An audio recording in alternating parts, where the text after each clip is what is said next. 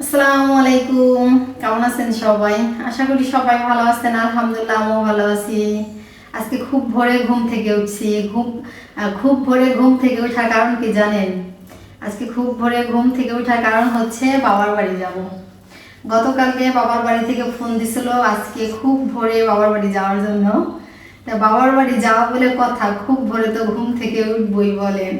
তা খুব ভোরে ঘুম থেকে উঠে থালা বাসন ধোয়া বলেন, ঘর ঝাড়ু দেওয়া বলেন, বিছনা গোছানো বলেন, এমনকি আমরা এত সকালে খাই না, খাওয়াও বলেন রেডি হয়ে কমপ্লিট হয়ে গেছে।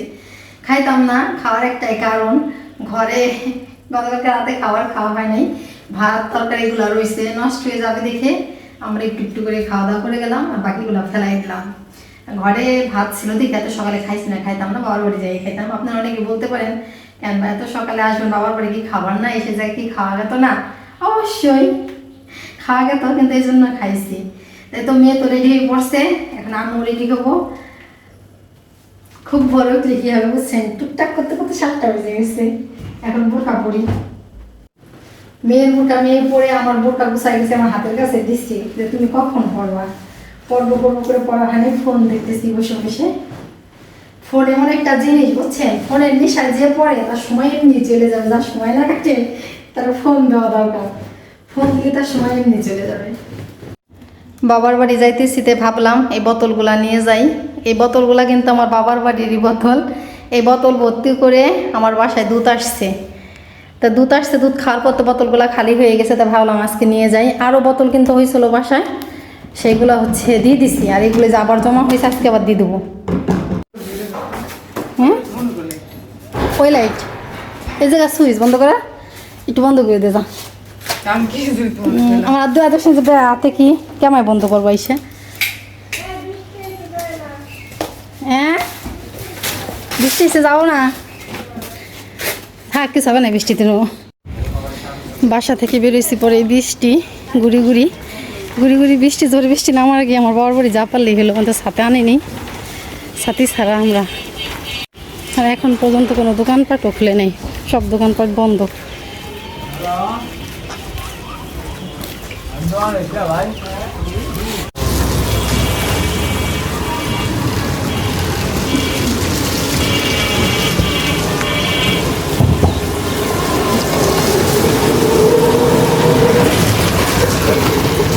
কত একটা পেস পেরে গেল গাড়ির থেকে। এই যে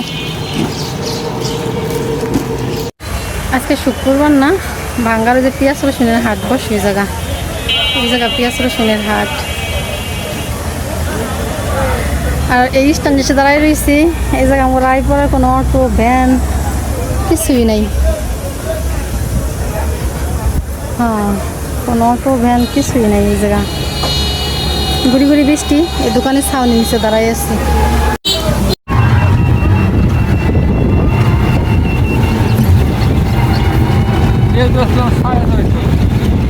শেষে আমরা অটো পেয়ে গেছি।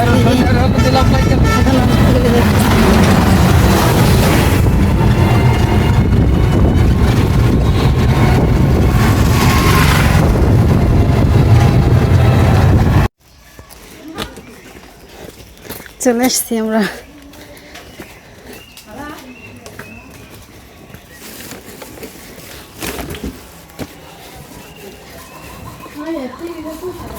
বাবার বাড়ি এসে বসে পড়েছি রান্নাঘরে রান্না করার জন্য। এই জায়গা বড় একটা কড়াই নিছি, কড়াইতে দুধ জাল দিতেছি। এই দুধটা হচ্ছে সিমাই রান্না করা হবে, লাচ্ছি সিমাই রান্না করব। চিনি দিয়ে আর এই জায়গায় একটু পানি মিক্স করিনি, চিনি আর দুধই কিন্তু জাল দিতেছি, যেহেতু আমাদের নিজের গায়ের দুধ, দুধ তোর বাহির থেকে কিনে আনা লাগে নাই, এই জন্য বেশি করে দুধ নিছি। বড় একটা কড়াইতে চিনি আর দুধ দিয়ে জ্বালাইতেছি সিমাই রান্না করার জন্য। আর এদিকে হচ্ছে আমার ছোট বোন দেখেন কই মাছগুলো কাইটে এত সুন্দর করে পরিষ্কার করছে, মাছ দেখলেই বোঝা যায় এখনও পানির ভিতরে মাছ আছে। মাছগুলো কাইসে নিবে, যেহেতু ভাইজে ভুনবো এই জন্য। আর এই জায়গায় ছোটো মাছও আমি কাটছি, এই মাছগুলা ছোটো মাছও পরিষ্কার করে ধুয়ে নেওয়া হয়ে গেছে। ছোটো মাছ রান্না করব, আর হচ্ছে কই মাছ ভাইজে ভুনবো, তার সাথে পটলও ভাজবো। আর এদিকে এই যে দুধ জাল কিন্তু আমার এখনও হয় নাই, অনেকক্ষণ ধরেই কিন্তু দুধ জাল দিতেছি। আমি আইসি তো চুলার পরে দুধ জাল দিতেছি, কিন্তু আমি আসার আগে আমার মার আবার আম ডাল রান্না করা হয়ে গেছে, ভাতও রান্না করা হয়ে গেছে। আর এদিকে পুঁই শাকটাই চুলায় দেওয়ার পরে এত পানি বের হয়েছে শাক থেকে, শাক দেখে তো মনে হয়েছে যে না এত পানি যেহেতু বের হয়েছে শাকটা তাহলে ভালো খাইতে মজা হবে, কিন্তু শাক ভাজিটা আমার কাছে একটুও ভালো লাগে নাই। আমি তো ভাবি বরাবর যে এই শাক চুলায় দিলে অনেক পানি বের হয়, নরম হয় শাক, ওই শাক ভাজি করলে মজা লাগে, কিন্তু আমার কাছে একটুও ভালো লাগে না এই শাক ভাজিটা। আর এদিকে আমার মা এই যে আমডাল রান্না করছে, দেখেন আমডালের কালার দেখলে কিন্তু পরাণ জুড়াই যায়, এত সুন্দর একটা কালার হয়েছে।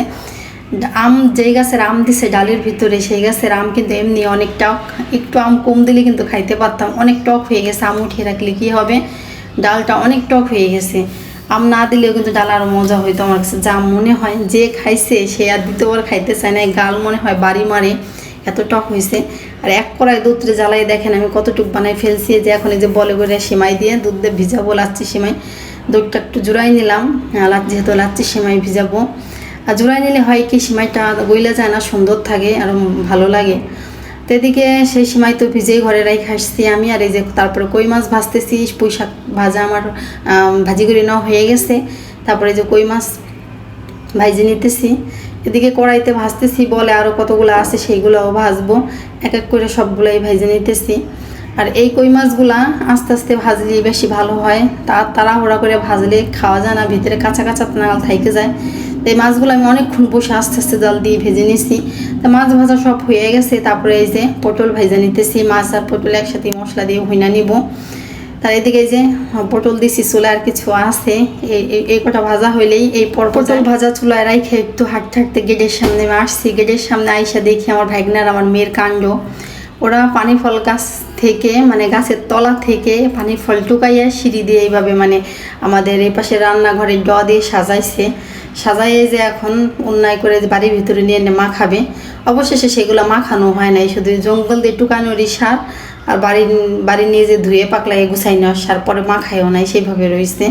তো এই যে হচ্ছে পথের সামনে আমার ছোটোকাকু একটা পানি ফল গাছ, এই গাছের পানি ফল আমরা খাইতে পারি না, পথের মানুষই খায়, যেহেতু বাচ্চারা যাতায়াত করে পানি ফলগুলো বড় হইতে পারে না, বাচ্চারাই খাইয়ে ফেলায়। মাছে মশলা দেওয়ার পরে ছোটো মাছ রান্না করার জন্য পেঁয়াজ মরিচ হালকা ভাজা নিতেছি, মরিচ দিছি কিন্তু একটা, তারপরে পরিমাণ মতো সামান্য একটু একটু মশলা দিয়ে কষিয়ে সুন্দর করে তারপরে এই যে তরকারিটা রান্না করে নিছি, ছোটো মাছের তরকারি। যেহেতু আমার বোন খাবে, মেজো বোনও তো অনেক অসুস্থ, ওর জন্য একটা মরিচ দিয়ে রান্না করেছি, তারপর ওর কাছে ঝাল লাগছে, আর আমাদের কাছে তো ঝাল লাগে নাই, কিন্তু ও তো অসুস্থ, এর জন্য ওর কাছে ঝাল লাগছে। তো ছোটো মাছ রান্না করার পরে এদিকে এই যে মাংস ভাইজে নিতেছি, মাংস আজকে ভাইজে রান্না করব। আর মাংস ভাজতে যে তেল ছিটে তো একাকার হয়ে যাইতেছে। আর এদিকে হচ্ছে আলুও ভাজবো, হ্যাঁ কিছু মাংস ভাজছি, কিছু চুলায় আছে, আর এই যে কিছু আছে, এগুলো ভাজা হলে হয়ে যায়। মাংসের ভিতরে যে আলু দেবো সেই আলু ভাইজে নেবো, দিয়ে কাইটে সুন্দর করে রাখছি। তো মাংস ভাজার পরে আবার এই যে মাংসগুলো মশলা পরিমাণ মতো সব মশলা দিয়ে কষিয়ে নিতেছি। আর যেহেতু ভাজা মাংস বেশি পানি দেওয়া লাগবে না, এভাবে কষিয়ে একবারে পানি দিয়ে দিলে হয়ে যাবে। আর ওই পাশের চুলায় কিন্তু খাস দেওয়া হয়েছে চিতই পিঠা বানানোর জন্য, আমার বিন চাপাইসে বসে পড়ছে পিঠা বানানোর জন্য। আমার মাকে বলে, মা আপনার বানানো লাগবে না, আমি বানাই, আপনি আমার কাছে দেন। মা অনেক নিয়ারা করছিল, মাকে দেয় নাই, কেন আমার আপনি জানা আমি বানাই। সে আবার অনেক সুন্দর পিঠা বানাইতে পারলে, মাশাআল্লাহ অনেক সুন্দর সুন্দর সে পিঠা বানাইছে, আমার মার চেয়েও ভালো হয়েছে তার পিঠা বানানো। তো সে এই পাশে এই চুলায় পিঠা বানাইতেছে, আমি আবার এই পাশের চুলে মাংস ভুনতেছি। তো আমার মাংস রান্না করা প্রায় শেষ, যেহেতু ভাইজে আমি মাংস রান্না করতেছি, তাড়াতাড়ি হয়ে যেতেছে। ওই যে ভাজার সময় যে টাইমটা বেশি লেগে গেছে, ভাজা মাংস দেখে মশলা কষানোর পর একবারে পানি দিয়ে দিছি, আর বেশিক্ষণ জাল দেওয়া লাগবে না, অল্প কিছুক্ষণ জাল দিলে আমার মাংস রান্না করা হয়ে যাবে। আর এই পাশে তো আমার বেনসাপ পিঠা বানাইতেইছি।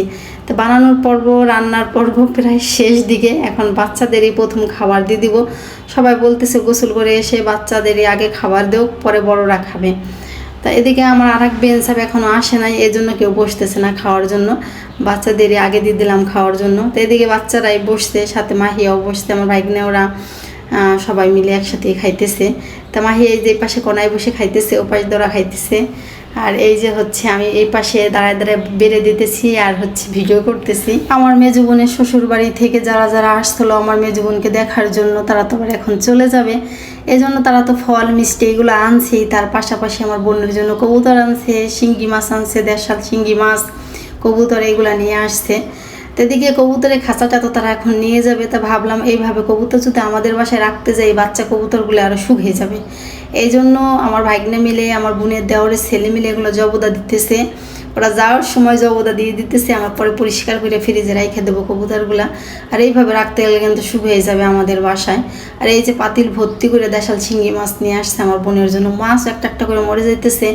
তা আমি ভাবলাম এগুলো কাইটা কুইটা পরিষ্কার করে ফ্রিজে রেখে দিলে সেখান থেকে আমার বোনের জন্য কয়েকটা করে বের করে রান্না করে দিলে ভালো হবে। একটা ঝালি মুখে দিয়ে পানি সব আমি ফেলাই দিলাম পাতিল থেকে, তারপর লবণ দিয়ে মাছগুলোকে নরম করে কাইটে নিব। আর এইভাবে তো মাছ শিঙ্গি মাছ কাটা সম্ভব না, লবণ দিলে মাছগুলো নরম হয়ে যাবে। আর পানিগুলো প্রথমে ফেলাই নিই একটা ঝালি দিয়ে, তারপরে মাছ নরম হয়ে গেলে শিঙ্গি মাছ কাটতে আর কোনো ভয় নেই। এইভাবে করে সবগুলো মাছই কাইটে নিব।